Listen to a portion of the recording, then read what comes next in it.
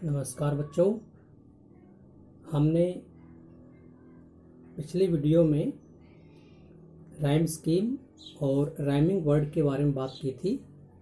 आज हम बात कर रहे हैं जिन पोएम्स के अंदर राइमिंग स्कीम या राइमिंग वर्ड्स नहीं होते, उन पोएम्स को हम क्या कहते हैं।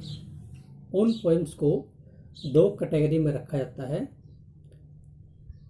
एक फ्री वर्स, जिसको हिंदी में मुक्त छंद कहते हैं, ऐसी कविता जिसके अंदर किसी भी नियम का पालन नहीं किया जाता। और दूसरा जो वर्ग है वो होती है ब्लैंक वर्स पोएम, खाली पद्य, खाली कविता।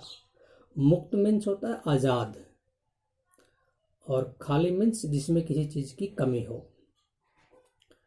तो जिसके अंदर राइम स्कीम और राइमिंग वर्ड नहीं होते, उस पोएम को हम फ्री वर्स या ब्लैंक वर्स पोएम कहते हैं। Free verse and blank verse में थोड़ा सा डिफरेंस होता है। फ्री वर्स पोएम कौन सी होती है? Free from limitations of regular meter और रिदम। फ्री वर्स वो कविता होती है, आज़ाद कविता वो होती है जिसके अंदर कोई भी लिमिटेशन नहीं होती, कोई भी सीमाएं नहीं होती, जो हर प्रकार की सीमाओं से आज़ाद होती है। किसकी सीमाएं? रेगुलर मीटर की जो सीमाएं हैं वो। यानी कि ऐसी कविता में कोई भी मीटर या छंद का प्रयोग नहीं किया जाता, और ना ही उसके अंदर कोई रिदम होती है, ना ही कोई राइमिंग स्कीम होती है। उस कविता को कहते हैं फ्री वर्स। अब फ्री वर्स के साथ एक बार हम ब्लैंक वर्स देखते हैं। फ्री वर्स में मीटर भी नहीं होता और रिदम भी नहीं होता, यानी कि राइमिंग स्कीम भी नहीं होती, राइमिंग वर्ड भी नहीं होता, और मीटर का प्रयोग भी नहीं किया जाता। लेकिन ब्लैंक वर्स में मीटर का प्रयोग तो किया जाता है। मीट्रिकल तो होती है वो, मीटर का प्रयोग, छंदों का प्रयोग तो किया जाता है। यानी कि पढ़ने से वो हमें कविता तो लगती है, लेकिन उसके अंदर अनराइम्ड लाइन्स होती हैं। राइमिंग स्कीम और राइमिंग वर्ड उस पोएम के अंदर नहीं होते। तो फ्री वर्स में मीटर, रिदम, यानी कि कोई भी नियम लागू नहीं होता पोएट्री का, कविता का। लेकिन ब्लैंक वर्स में छंदों का प्रयोग तो किया जाता है, मेट्रिकल तो होती है वो, लेकिन उसके अंदर राइम स्कीम और राइमिंग वर्ड नहीं होते। तो एक बार फिर से हम देखते हैं फ्री वर्स को। Free verse poems will have no set meter, ना तो उसमें कोई निर्धारित मीटर होता है, छंद होता है। अब ये मीटर क्या होता है? Which is the rhythm of the words.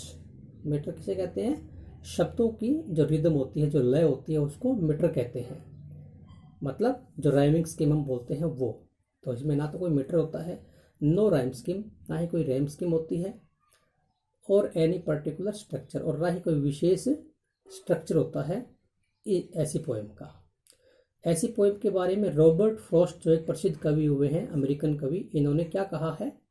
Robert Frost ने कमेंट किया है ऐसी पोएम के बारे में, कहा कि ये पोएम प्लेइंग टेनिस विदाउट ए नेट, एक जाल के बिना टेनिस का खेल खेलना, एक जाल के बिना टेनिस के खेल को खेलने जैसा लगता है। रॉबर्ट फ्रॉस्ट ने कहा है कि हम टेनिस का खेल खेलें और उसमें बीच में हम किसी भी जाल का प्रयोग ना करें, ऐसा ही कार्य फ्री वर्स पोएम करती है। यानी कि फ्री वर्स में कोई नियम लागू नहीं होता, इसी जिस तरह से एक बिना नेट वाले टेनिस के खेल में होता है। तो टेनिस का खेल कैसे खेला जाता है? नेट का प्रयोग करके। और पोएम कैसे लिखी जाती है? हर प्रकार के मीटर और रिदम का प्रयोग करके। तो जहाँ पर ये रिदम और मीटर नहीं है, वो क्या कहलाती है? Free verse. अब थोड़ी सी बात करते हैं ब्लैंक वर्स की। Is a poetry written with regular metrical but unrhymed lines.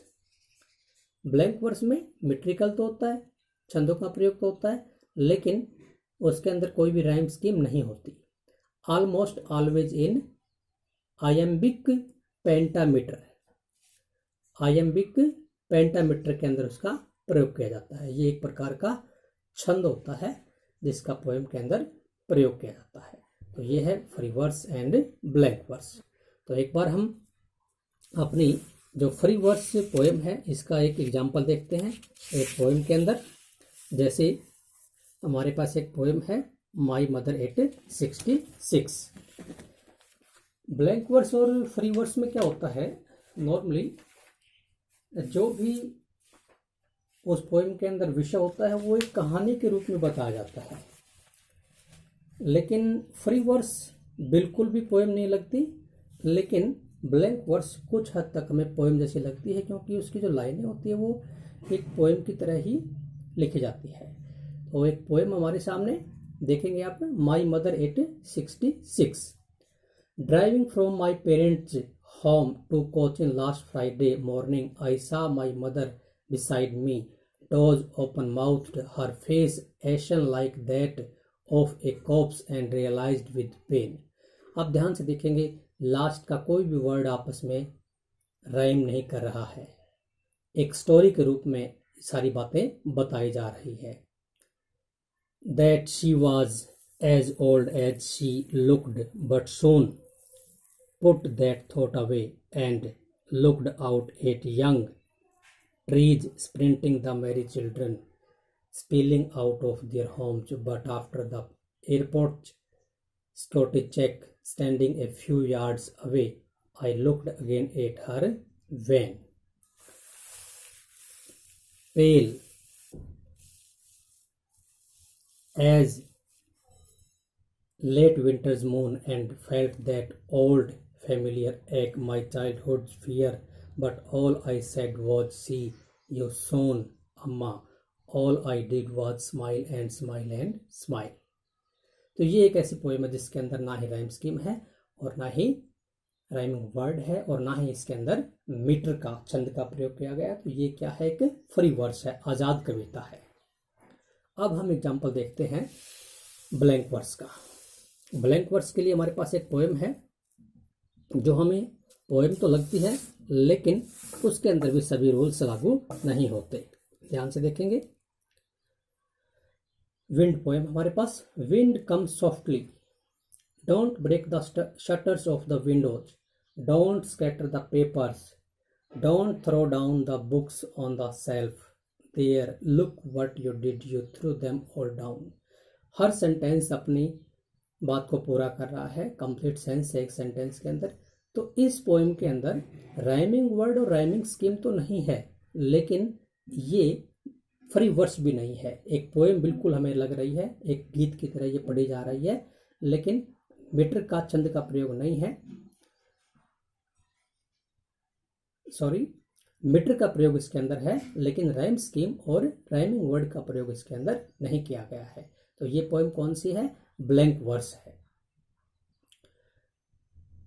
You tore the pages of the books, you brought again rain again, you are very clever at poking fun at weaklings, frail crumbling houses, crumbling doors, crumbling rafters, crumbling wood, crumbling bodies, crumbling lives, crumbling hearts. The wind god winnows and crushes them all. He won't do what you tell him. So come, let's build strong homes. Let's joint the doors firmly, practice to form the body, make the heart steadfast. Do this and the wind will be friends with us. The wind blows out weak fires. He makes strong fires roar and flourish. His friendship is good. We praise him every day। तो ये क्या है, blank verse है, मतलब metre का प्रयोग किया गया है, लेकिन कोई भी राइम स्कीम या राइमिंग वर्ड इस पोएम के अंदर नहीं है। एक लास्ट एग्जाम्पल और देखते हैं, एक पोएम बॉल पोएम।